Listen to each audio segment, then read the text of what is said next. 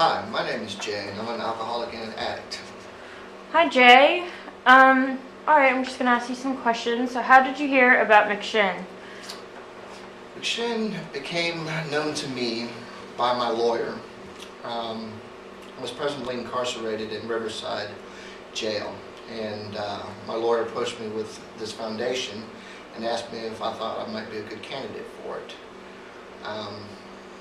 She gave me a pamphlet of the rules and regulations, and I proceeded to fill it out and returned it back to her. And she went to the courts, and the courts granted me access to this program. Okay, so, how long have you been at McShin, and how has McShin helped you since you've been here? I've been at McShin since December 15th. I was released from custody from Riverside to come here. I was mandated here for 6 months, and McShin has absolutely given me a new way of life.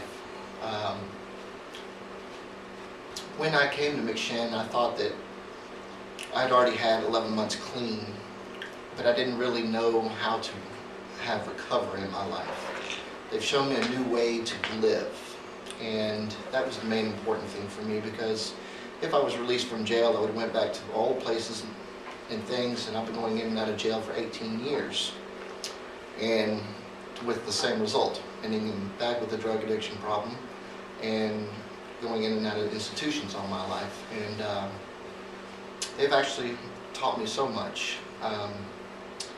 They've taught me how to live. They told me I had a disease, and my problem wasn't drugs. My problem is my disease. I have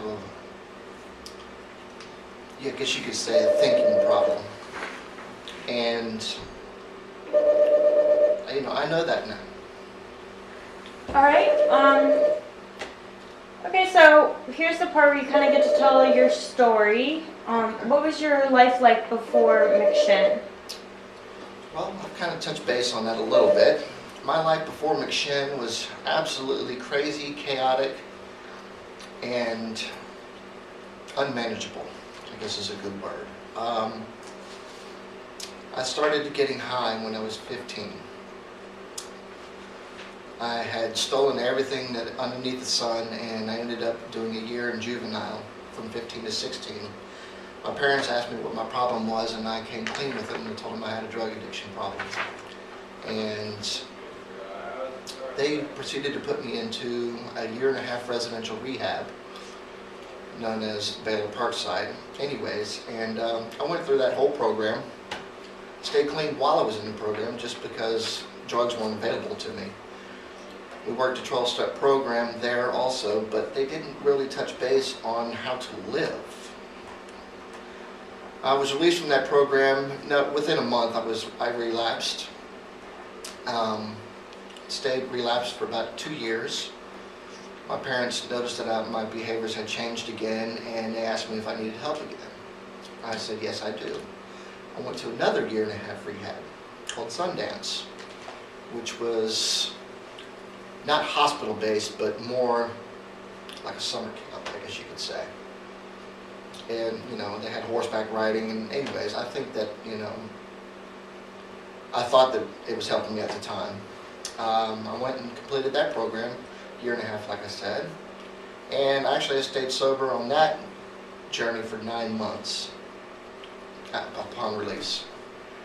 But I kept falling back into the same people, places, and things, and I didn't know how to change my life around. I proceeded to dive back into my addiction full-blown. I couldn't support it. I couldn't steal anymore because I've already done that once before. So I decided to deal drugs. And the more I dealt, the more my addiction grew. I grew addicted to money. I grew addicted to drugs. My drug of choice changed from crack to heroin. And I was on a death sentence. Bottom line. I thought that I didn't because I had a pocket full of money and a lot of drugs, but looking back, hindsight's 20/20. I mean, I should be dead right now. At the age of 24, when I was at the height of my drug dealing career, I sold a pound of cocaine to a DEA officer. That landed me at 6 years in the federal penitentiary. But again, I was addicted to the money, and I didn't think I had a problem this time, because the 2 rehabs beforehand told me how to manage my drugs, I thought. So I didn't really put 2 and 2 together. I'm a real stupid addict. And I did 6 years in the federal penitentiary from the age of 24 to 31. And stayed clean while I was in the penitentiary, not solely because I didn't want to use drugs, because it's not very fun getting high around a bunch of cops. So I think that's why. Upon my release from federal penitentiary, I stayed clean because I realized I had a problem, but I was also on probation. I had a lot of boundaries and strict rules and guidelines to follow by, but I could get away with drinking. At the age of 33, I got my first DUI. I was in and out of bars the whole time, I guess substituting one drug for another. And upon that DUI, I had to tell my probation officer that I had gotten a DUI, and they violated me and sent me back to prison for 7 months. Well, like I said, I'm a stupid addict, and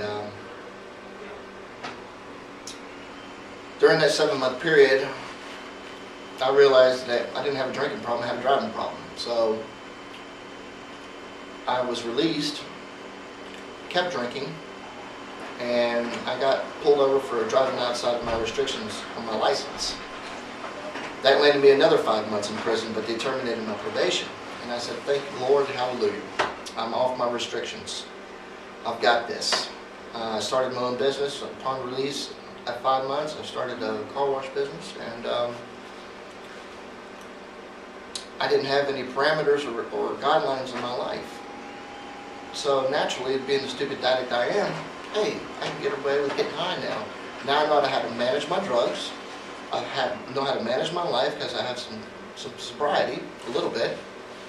The prisons cleaned me up, and my addiction took a hold of me full force. I started injecting heroin this time, though. That's the nature of the disease. It progresses, like Michelle was talking about. And from the age of 33 to 38, I proceeded to shoot heroin.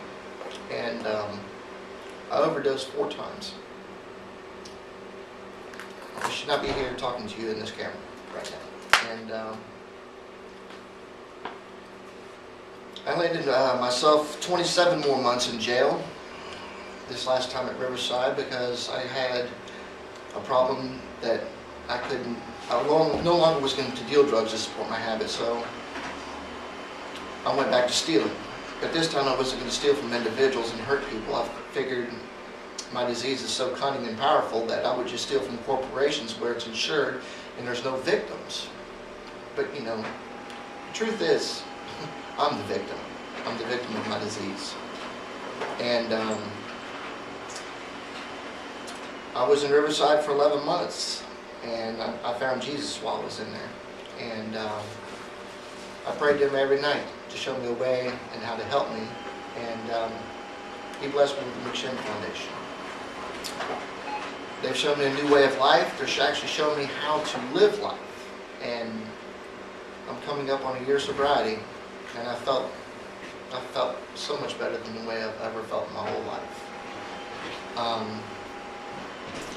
I've got a new set of friends.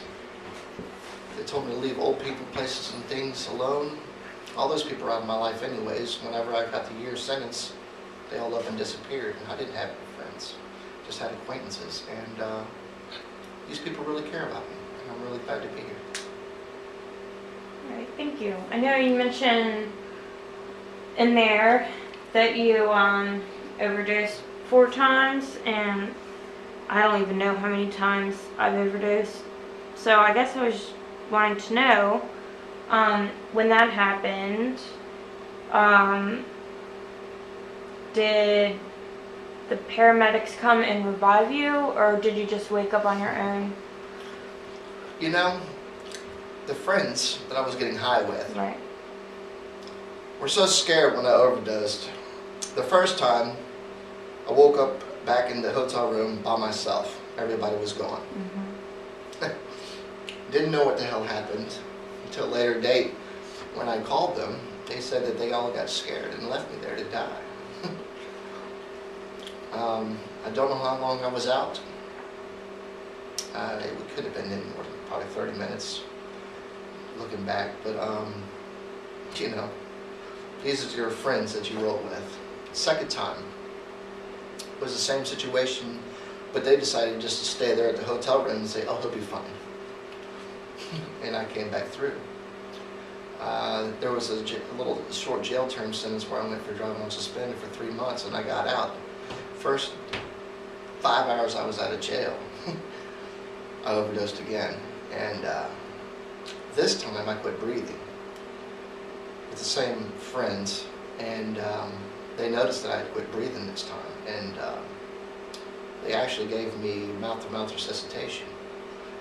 They said for a period of 90 minutes, but I don't think it was 90, it was probably more like 40 or something. I know one thing, that I couldn't eat for 3 days because they had expanded my throat or something. I don't know what happened. I know that I couldn't swallow, smoke, eat. The only thing I could do was shoot dope for 3 days. And that's the sickness of the disease. And the fourth time, I overdosed. They left me there, and I woke up in a pile of puke. And, you know, I don't know why I didn't die. I should be dead. That's amazing that they didn't call 911 or anything. Right. Why do you think that they didn't do that? They're afraid that they were going to get arrested, or? Absolutely.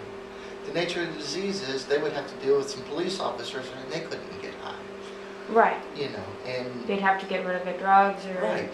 You know, and explain their situation, and they all would have been under scrutiny, and you know, if they actually cared about me, if they really were my friends, they would have helped me. Yeah.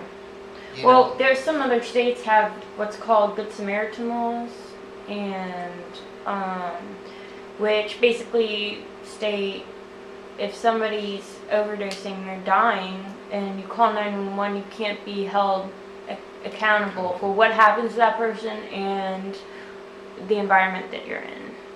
So that's something to think about. Yeah. Alright, okay, I have one more question. Sure. What is your hope for the future? My hope for the future is real simple. To stay sober today. Okay. That is what McShin has taught me. That's what's working for me right now. And I know today I don't have a desire to use. And it's really that simple. When you keep it that simple, everything else will fall in place. It really is. If you work the 12-step program, practice the principles every day in your life, you will stay sober. Alrighty, is there anything else that you want to add? If you're thinking about coming to McShin, you're doing the right thing. And that's not a plug for this blog. That's not anything to do with this. They didn't pay me to say that. They didn't tell me to. I've been through a lot of rehabs, a lot of different ways. People have taught me. When I was in federal prison for the 6 years, I went through a 500-hour drug program. But nobody ever gives you the opportunity to feel accepted with a different peer group.